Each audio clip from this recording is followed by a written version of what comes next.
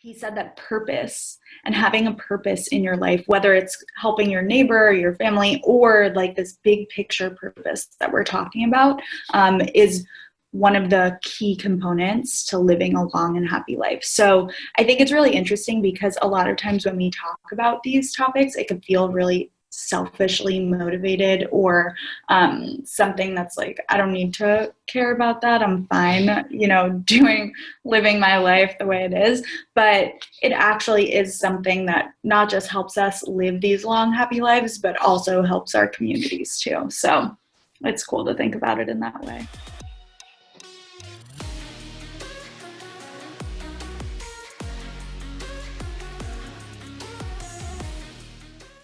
Welcome back to the Max Out Show, where today I'm joined by Katina Mountanos, founder of the super popular blog On Adulting. Katina is a mindset coach and author of the new book On Adulting, How Millennials and Any Human Can Work Less, Live More, and Bend the Rules for Good. We'll take a deep dive today into the real purpose of life, overcoming imposter syndrome, and living life on our terms. So welcome to the show. Thank you. Thanks so much for having me. I'm super excited to have you. And so I want to start with a question that you actually pose on your blog, which is, what if we told you life could be a choice rather than a negotiation? I think that really sums up much of your work. So can you explain to our listeners what you actually mean by that? Yeah, it's a great question. And it's really interesting because when I first started doing this work, it was when I first entered the working world. So I kind of got to the doorstep of adulthood and thought that as soon as I got here, everything was going to be exactly how I planned. And I'm not sure about you or anyone who's listening, but a lot of times leading up to our first job or when we graduate from college, we're kind of following this exact path of life. And we're told, if you follow this path, you'll be happy and successful and you'll achieve all these things that you want. And so I believed that. And when I got to adulthood, I found almost the opposite to be true. And even though, of course, I was really lucky, I was working in this amazing job by society standards at this big investment bank in New York, I got there and realized that every person that I was supposed to look up to was running around kind of doing all these things all day that wasn't necessarily in alignment with who they were or who they wanted to be.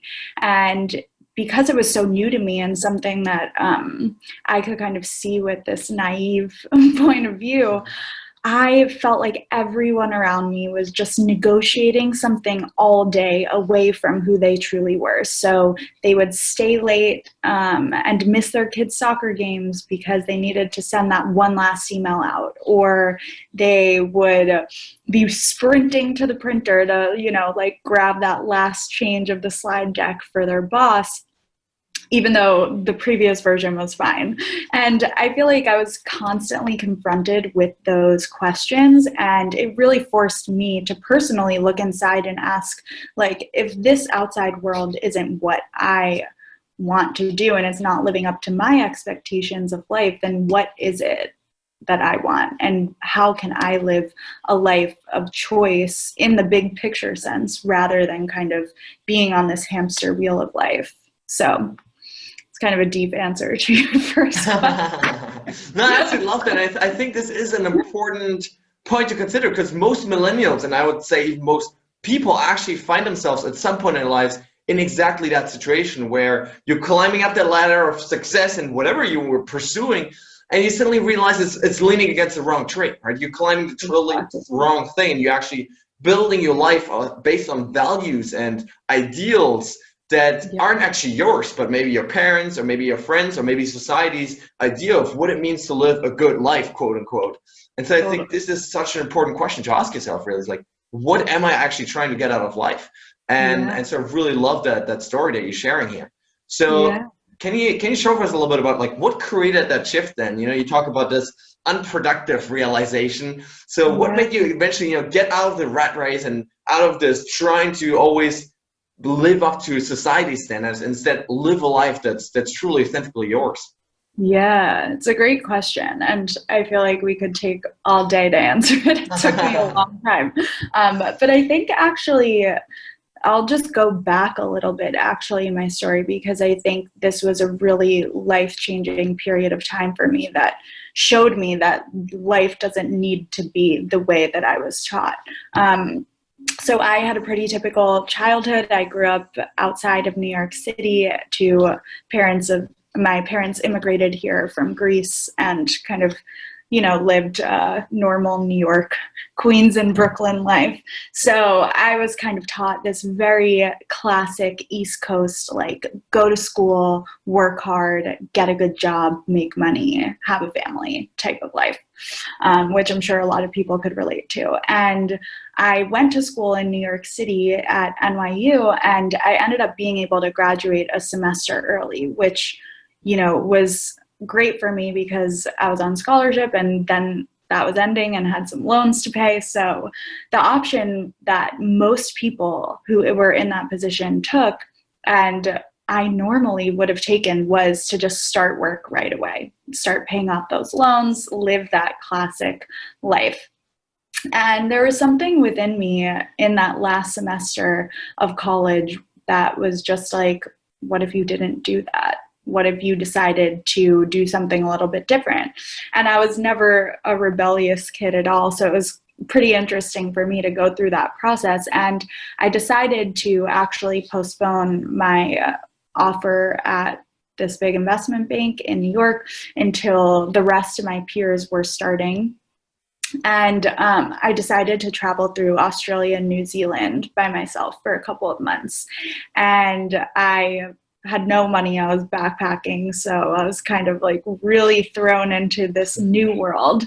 And I think it was during those 4 months that I started to really ask myself these big questions of like, what is it that I want? Wow, people here are happy and they have nothing. They are, like choosing to live out of a backpack with nothing and have no clue where they're going to be in the next week, let alone like the next year.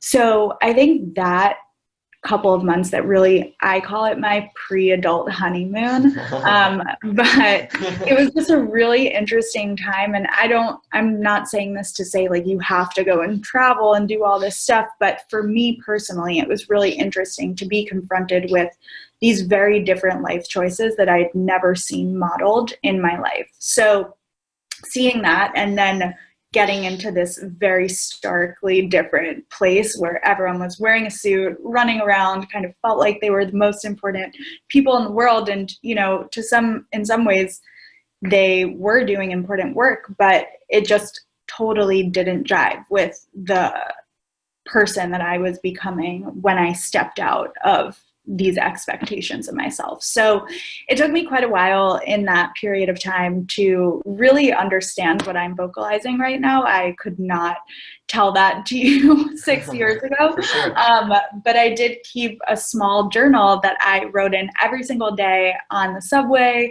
and I would go to coffee shops and just ask myself these big questions. And that ended up turning into On Adulting, which I started about almost 2 years after I was working, and ended up switching into another job that was more aligned with what I wanted to do, but not quite my like ideal career. So that's kind of a starting point of how I personally started to ask myself those questions. Yeah, I love that. I think there's a couple of really important things here I'd really like to look at, which is, first of all, I think travel, as you mentioned, I think it is one of the greatest life hacks out there, especially for anyone like graduating high school, graduating college, whatever. Just going to like a different country, a different culture, seeing like different ways of living, seeing, as you mentioned, like how people can be so happy with so little is just amazing and mind-blowing sometimes. And I think it really also allows or gives you this opportunity to then ask yourselves those big questions about life when you're just in the middle of the mountains or like just out in nature, right? And there's not like this daily like to-do list kind of thing. You have time to like just wander around and think like, what do I actually like about life? Like what am I interested in? I think that is definitely something to really, especially post-COVID, to really take up, I think, for anybody that's sort of struggling with these questions. And then from that, just one thing quickly, I think at least when I was graduating, this idea of travel was so cool, and it was so like everyone studied abroad and everyone was like had these Pinterest quotes of like travel changes you. And of course I couldn't agree with you more. It definitely has shifted my perspective in ways I can't even describe. But I think also there's something to be said about just being alone with yourself. Yeah. And that literally takes no money, no planning. Like it is just, you could go for a walk in your neighborhood without listening to 800 podcasts or like showing everyone on Instagram that you're doing it. But I think Yes. what that time forced me to do was truly be with myself, by myself, without the expectations of my parents or my friends or my work or my school. It was just like I could be anyone. And that was really the point when I started to discover like, who am I actually and what is important to me rather than what do I want to be. Yeah, so that's a little aside. absolutely love that quote. I think it is an important thing, right? That like every single day, if you just have a forest around you or some kind of river or anything like in nature, just going out there, I think just taking time for yourself every day can be one of the most transformative things. And another thing I got from your story is like that sometimes even, you know, after you spend a couple months out there, like this the sort of storyline isn't going to emerge like very clearly right in the beginning. So it's not like oftentimes you don't have that sudden epiphany that tells you I want to do this for the rest of my life. For some people it happens, but for most of us it's more this like quiet voice we need to listen to, where it's like these internal nudges of like, hey, this might be a little fun, right? And like, let me try this out. It's like this more gut instinct. I think this is an important thing for people to remember, especially in this like passion culture that we have nowadays. Like oftentimes it's not like someone just knocking in the friggin' door of your house saying, this is what you gotta do, right?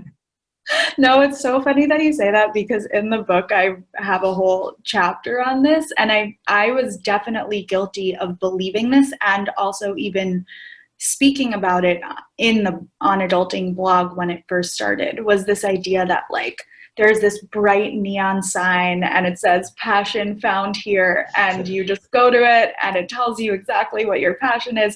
Or I also describe like the sorting hat in Harry Potter. That's kind of how like the world tells us that we find our passion. Someone or something outside of us tells us what it is. And I've found exactly what you described, that it's this long undoing and unwinding process, because it's something that you know deep down within you always. And it's more just that society, and not to anyone's fault, but just the world that we live in has taken that away from us and really taken us so far from what that is. And we kind of follow this continuous path of like, I should do this, I should do that. And that builds onto us in, you know, the whole process of growing up and being conscious and being aware of who you are is undoing at its core. Yeah, for sure. So for any emerging adults listening to this right now, do you have any set of questions or exercises they can do to sort of start getting closer to figuring out what they're interested in life?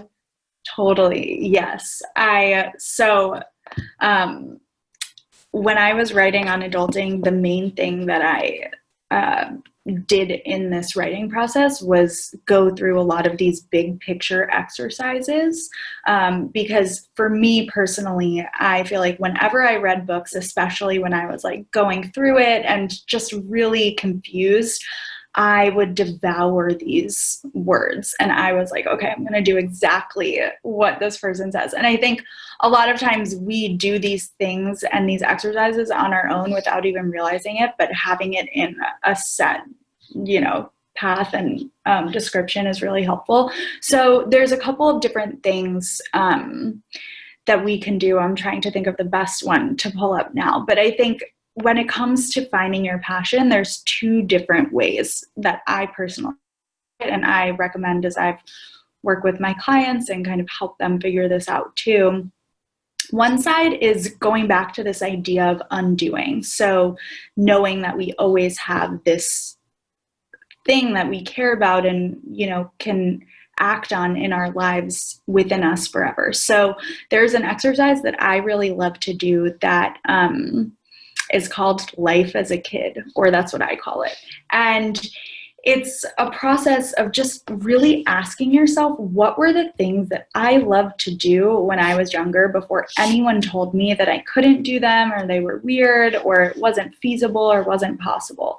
And they could be the weirdest things, like I loved, I don't know, planting in my backyard. Like, on its surface, that wouldn't necessarily layer up to being like, I'm going to be a gardener, right? But what I think is most important in that process is asking yourself, what are the parts of that that really light you up? So if you break down the process of gardening as an example, is it organizing all of the different plants in one place and making it look really beautiful? Or is it deeply caring for that one plant to make it, survive as best it can? There are so many different facets of the things that you used to love to do. For myself, the example that I always go back to is playing soccer. That was something that my dad, when I was younger, he also played soccer, and he always wanted me to play, and I loved it, but I would never say that I would be a professional soccer player at all. I was not that good.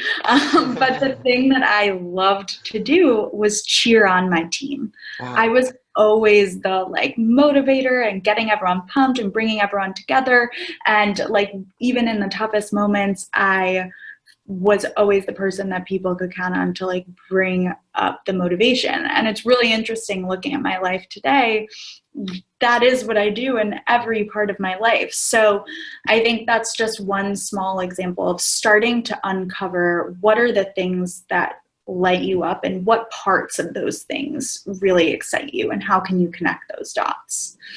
And then I think the other side is this thing that I call your North Star statement. And it's kind of like this guiding force in your life that can really help you measure, am I on my path or not? So it's a really simple statement, and it's essentially just kind of getting at what is the audience that you really love to focus on and connect with, and what do you like to do for them or help them with. So for me, mine is I help millennials navigate adulthood in a mindful and happy way.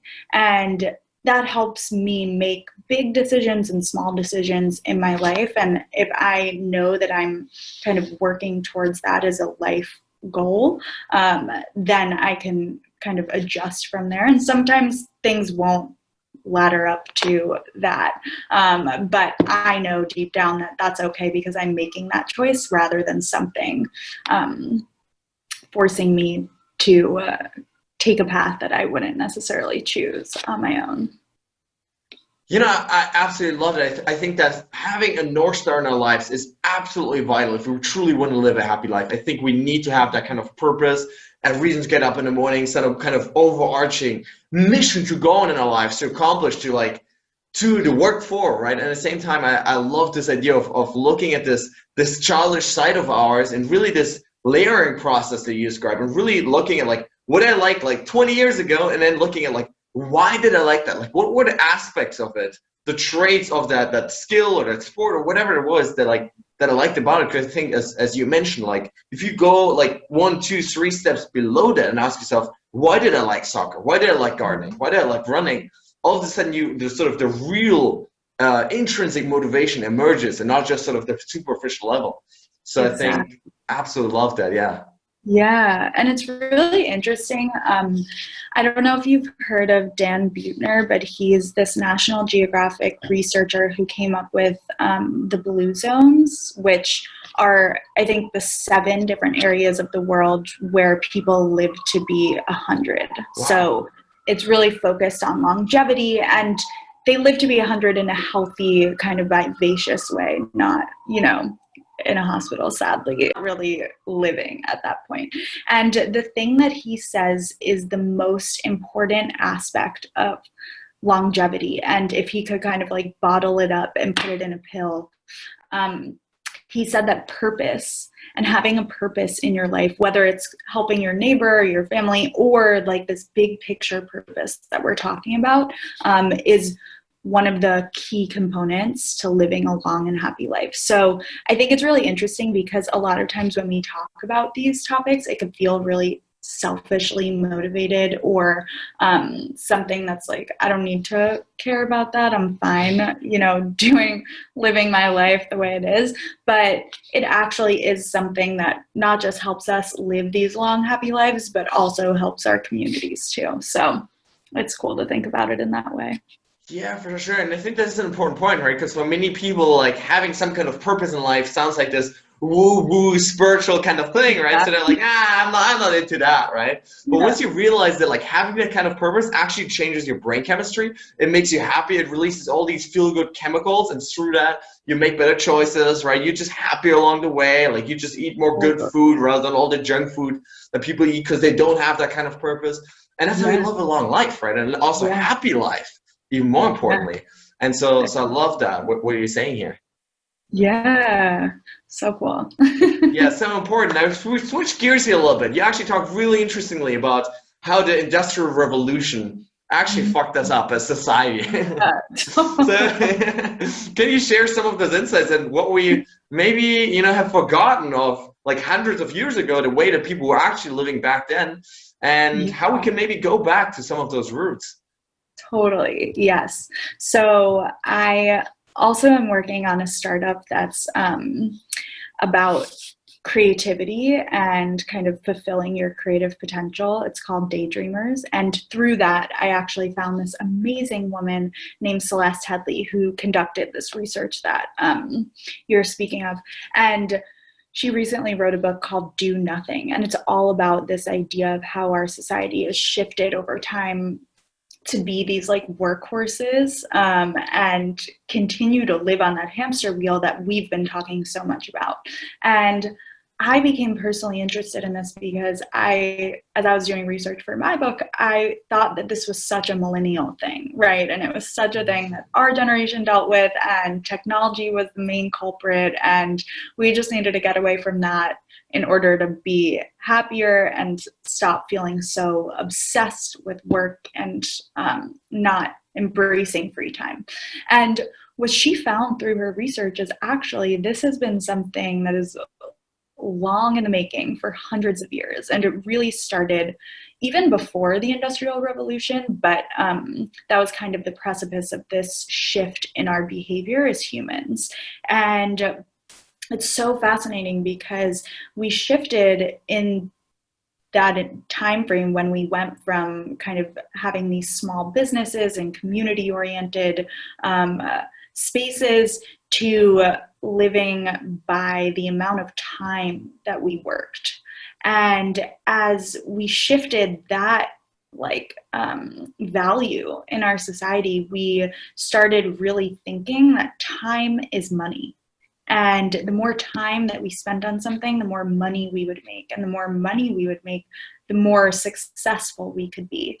And so we didn't stop the clock at, sundown, and that was enough for the day. But we started building these massive corporations where there was always going to be a supply and demand, and it kept growing and growing and growing. So that was really the starting point. And that was such a shift in when I learned that, that really shifted my belief system, because it made me understand that this is bigger than me. It's bigger than all of us, right? But we do have the power to shift that as we go forward. So what I really took away from that is that as we kind of entered the working world as millennials, we were constantly told, there is no work-life balance, right? You're, just working, you're answering emails, even if you go on vacation, you can, wherever you are, you can still get from your boss. And I am a huge advocate of this unproductive time. And even something we talked about before, scheduling this time with yourself where you don't need to be doing or achieving or kind of fulfilling that mindset that's been in our society for hundreds of years, right? By just simply taking time to do nothing and to really simply just be, you are kind of fighting the system, and you're really helping create change in our society that hopefully will span many generations and have, profound effects on the way that we live and work. Yeah, for So, sure. So dive into one of that. the quotes from your blog that I absolutely loved was, maybe we can shift the definition of success to one that involves less email answering and more banana bread making. And I thought that was just genius, right? Because at the end of the day, like, I think it's all about creating moments in our lives that matter. Yes, work is important, and of course, there are people that absolutely love to work, right? They love those 14-hour days, and I love sometimes those 14-hour days. But it's like, I think just remembering that it's not everything in life, that there's a whole nother part of like relationships and fun time and hobbies and all of this stuff, and truly making sure that we enjoy every moment, I think is so critical. Yeah, totally. And I think the coolest part about all of this is as you start to become aware and conscious of what you're doing rather than just running on this autopilot mode, and going back to that first question you asked me, really just constantly negotiating your life rather than choosing. When you start to become more conscious and aware, you can choose if you want to work those 14-hour days. That's amazing, and you're choosing that, right? And even if you personally aren't choosing it, you're saying like, this is okay with me because of what I'm going to get from it. But if you're just living in this life that's constantly like, ugh, Mondays suck, they're the worst, and I'm working until midnight and then I'm waking up and like dreading my 30-minute workout to get to work, your life becomes this constant negotiation and constant run on this hamster wheel where there never feels like an end. And going back to one of your points earlier, it's really interesting that like when we schedule joy into our lives, which are these tiny little moments of fun, it actually completely does shift our brain, and we start to seek out more moments of that. So I think the coolest part about all this is when we start to make these little tiny changes, whether that's like answering less emails on a Sunday and making banana bread, you start to do more of that thing because your brain literally creates new neural pathways to see and do more of the stuff that you're already doing. So if you start to do more joyful, fun stuff, your life becomes that rather than this stressful, strained, workaholic type of life.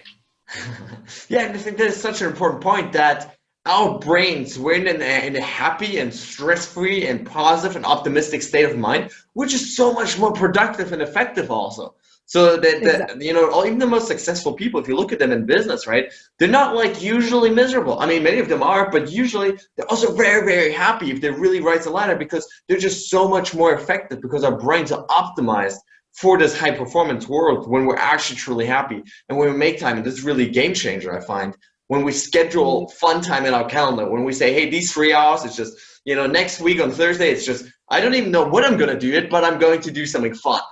And I think Yes. that gives us something to look forward to also, even in the midst of sometimes doing that work that we may not even like that much. Yeah. And on that, interestingly, the anticipation of something fun or joyful increases our perception of how excited. So simply just looking forward to something that you're excited about, even if you don't know what it is, it has pronounced effects on our ability to have all those benefits afterwards, as you said.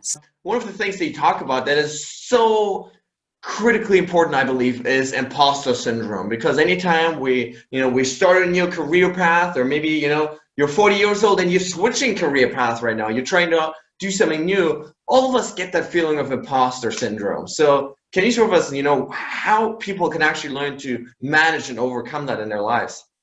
Totally. Yes. This is something that I have dealt with for a long time, and so many of us do. And interestingly, as you said, it actually, according to psychological research, starts to come out more when we go through a major transition in our lives. So whether that's when we're starting a new job or looking for a new job or moving to a new city or entering a new phase of life, like motherhood or fatherhood, we feel like we aren't deserving of the life that we're living. And that's really the definition of imposter syndrome. And it's a completely normal aspect of life, even though it was only discovered in the 1970s, which is pretty crazy.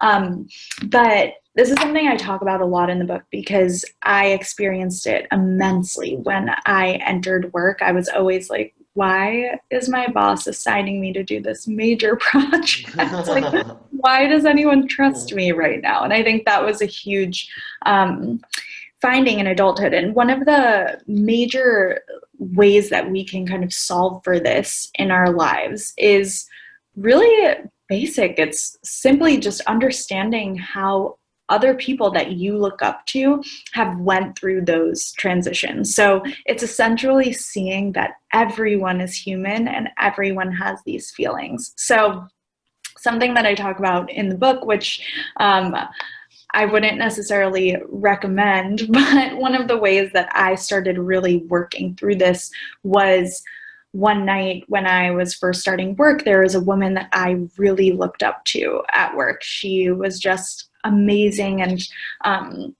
someone that I actually truly wanted to be like, but I never thought that I could. She just seemed so far away and, you know, achieving all this awesome stuff.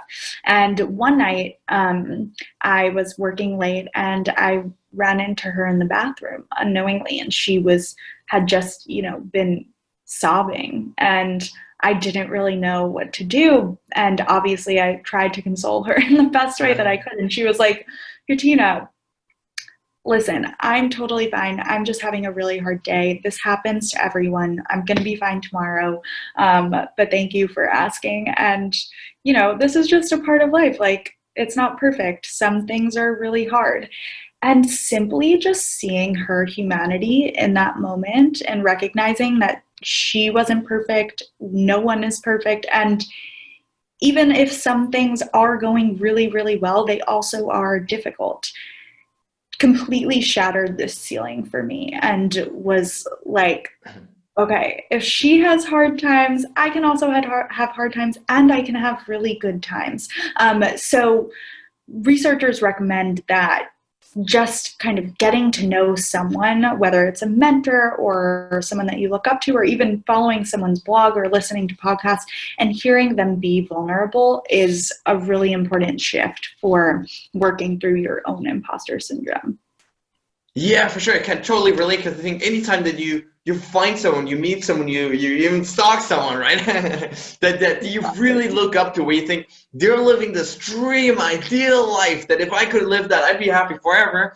What you usually find is they also struggle with the same issues as everybody else, whether it's imposter syndrome, whether it's some kind of fear or anxiety, or they have certain struggles in their lives. We're all facing the same stuff. So I think there's such an important point to just always keep remembering that you're not the only one. In fact, everybody is struggling. It's just some people just don't like to show it. Yeah, exactly. And I think the cool thing about social media and the world that we're living in now is we become so normalized to like see people's vulnerability, which wasn't necessarily something that even 5 years ago was a normal thing to see. So I think the cool thing is that there are so many stories readily available to anyone to be able to see someone's struggles and hardships, and also the beautiful stuff in their life, and just simply see that they're a human being, right? That we all experience this weird path of life sometimes.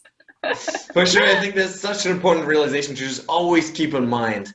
Now, you talk a lot about rituals in your life. So I think this really critical aspect to look at, you know, whether it's morning rituals, evening rituals, any kind of rituals in our lives, we really want to change to change sort of the course of our lives. So can you share about some of your own maybe personal, you know, habits and rituals that you've started practicing in your life that have really served you well?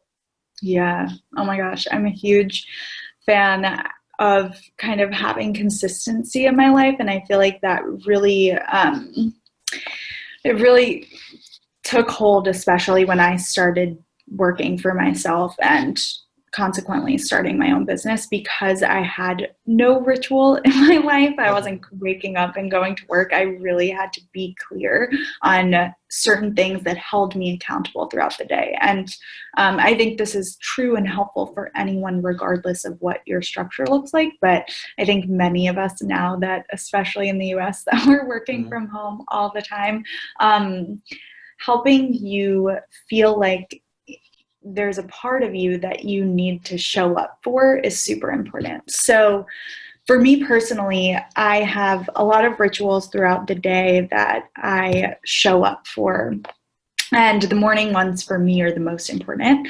I think that I'll just kind of share a little tidbit of what my life looked like before I started doing this. I never placed emphasis on this when I first started work, and I would wake up, like roll out of bed, be half sleeping, like run to the subway, chugging coffee, do a really intense workout class, and then like be at my desk, like already just so much adrenaline running throughout the day. And it was 7 a.m. And that was obviously really unhealthy.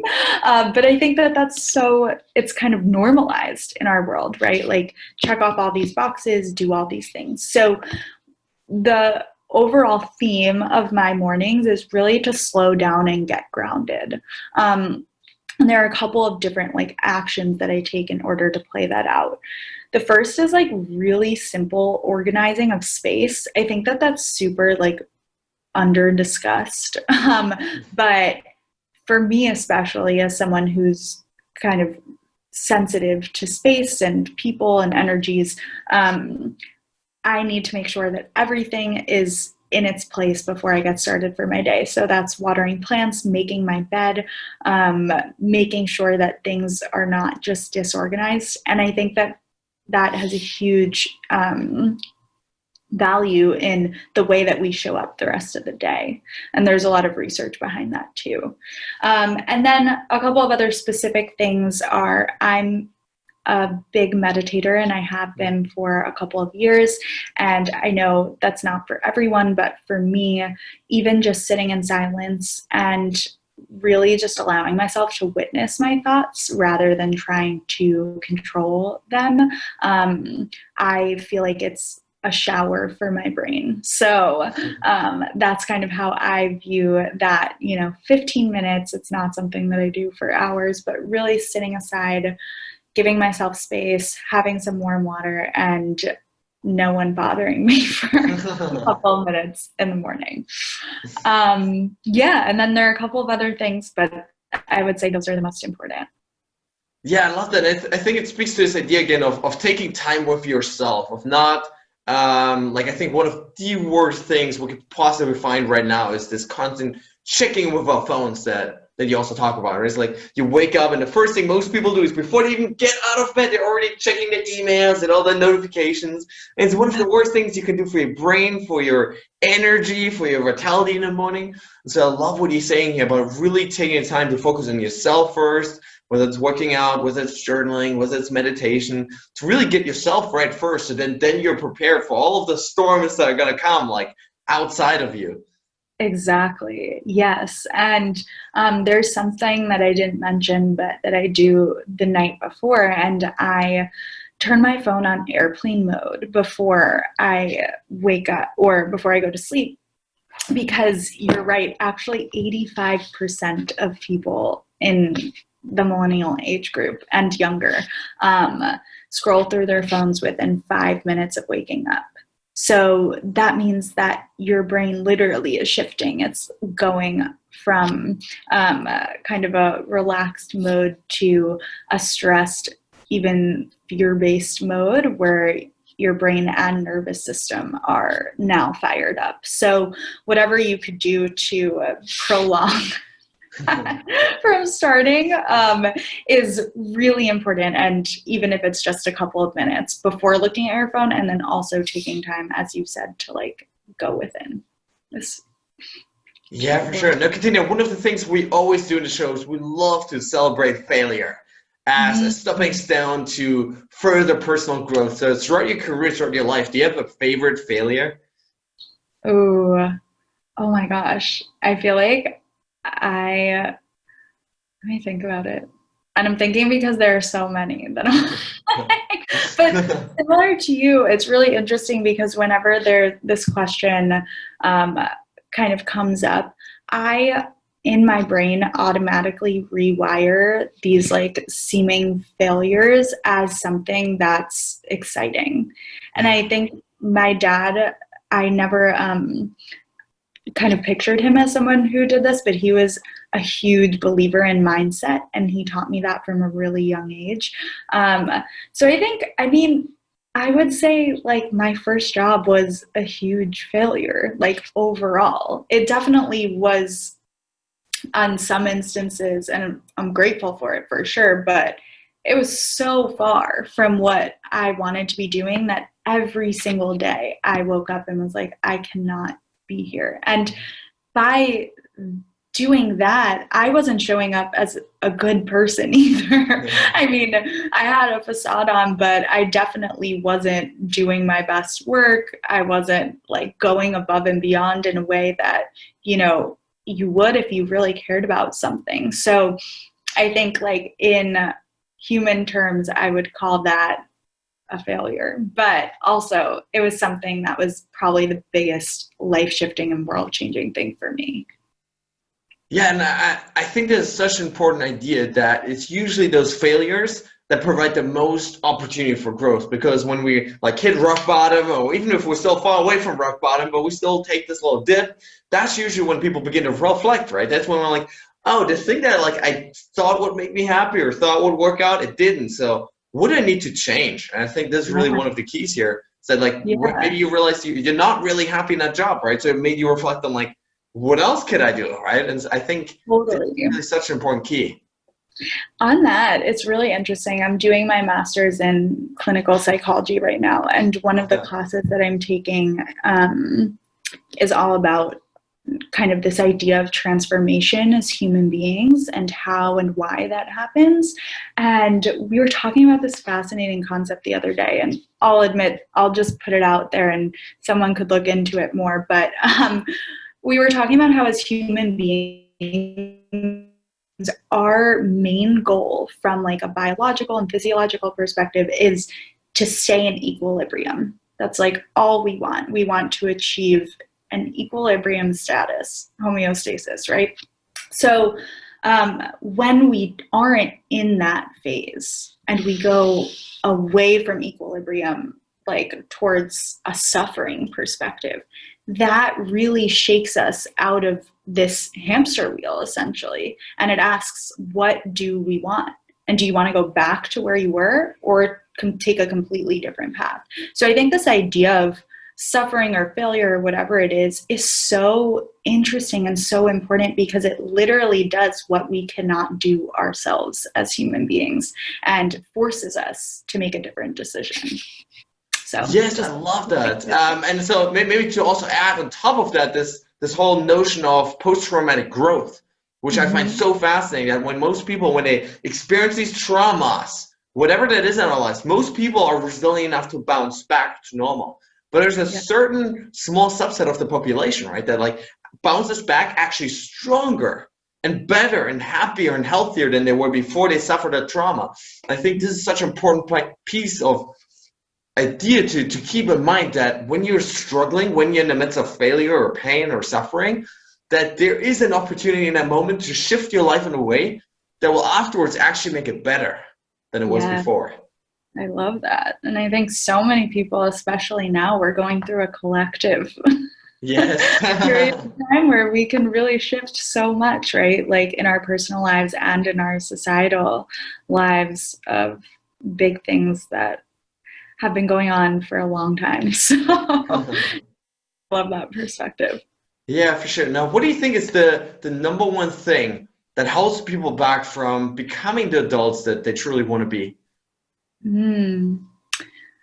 I think it's this idea that we are following a path that isn't necessarily set out by us, but for us.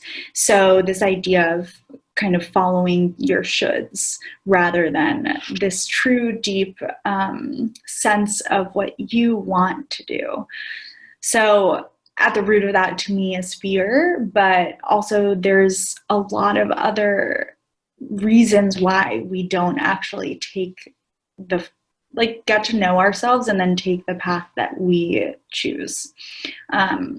So it could be a really deep answer. It's probably the root of the entire book that I wrote about for 250 pages. But yes, I think it's not really understanding ourselves and kind of following the path that has been set out for us.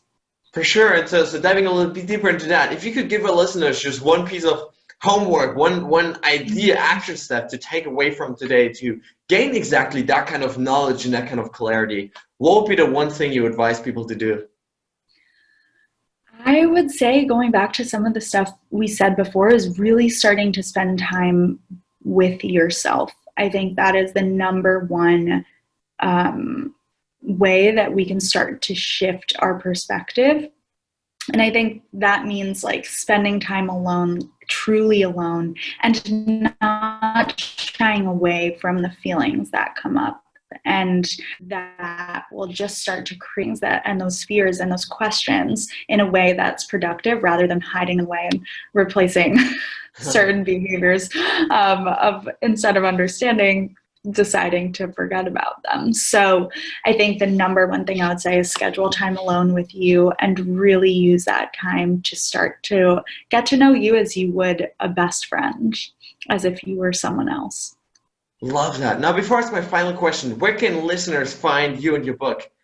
Yeah. So I am on Instagram at onadulting, and my website is the same, so it's onadulting.com. And feel free to reach out to me with any questions. I'm always available via DM, email. I'm happy to support you. So thanks so much for having me. This was so That's much great. fun. Yeah. Now, what does it mean for you to max out your life? Oh my gosh. It's funny because I call myself a life maximalist.